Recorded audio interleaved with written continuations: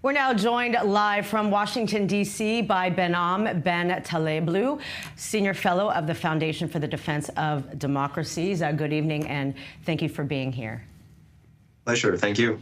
So the International Atomic Energy Chief, as we know, is in Tehran, urging not to attack the nuclear capabilities of Iran. But how much influence does he actually have?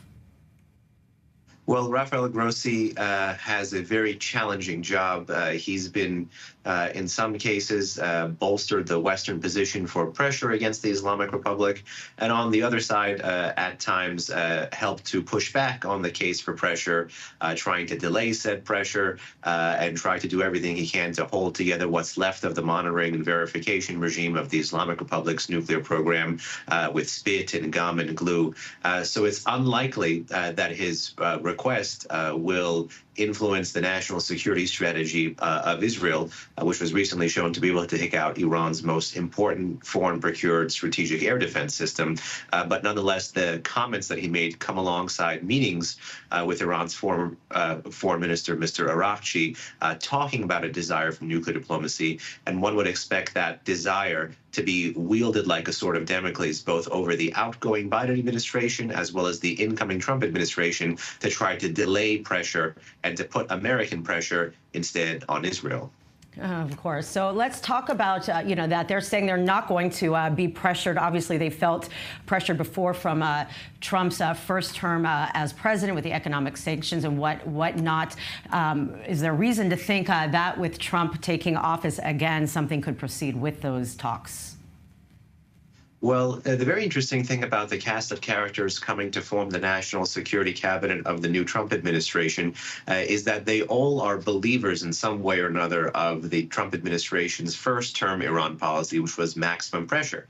The question will now be for term two, if maximum pressure is back at the helm, and by all indications, it looks like it will be, it'll be maximum pressure to what end? And that's where I fear the Iranians may try to exploit rifts that'll emerge over style rather than in substance between America and its transatlantic partners, as well as to try to play on the president's desire to be a deal maker, to try to thwart meaningful changes to the maximum pressure policy, and instead try to get America to settle for less, not more, in the Middle East. So with Trump, I mean, do you think, given that he has plans in the economy, he's bringing in quite a cabinet that is supportive of Israel?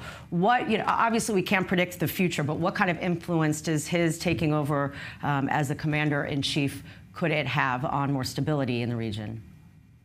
Well, certainly if you zoom out, 500,000 feet, the Islamic Republic, regardless of this game it's playing, regardless of the game with the IAEA, regardless of the game to try to dangle nuclear diplomacy before the Europeans and before the Americans, and to try to flesh out some of the contradictions that may emerge in the maximum pressure policy, there really is something to take note of, which is the Islamic Republic has tried to kill President Trump when he was a candidate. And that, I think, is going to color much of the Trump administration's policy towards Iran, and will actually do quite a bit when it comes to helping the Israelis push back, at least politically, if not militarily, against the ring of fire that Iran has architected against Israel. So now is the time, I think, for much closer coordination between America and Israel, and a closer vision as to what success on the Iran policy looks like from both Washington and Jerusalem, given this shared personal threat. All right. Thank you very much, Behnam Ben Taleblu. Much appreciated, and have a great rest of your evening. You too.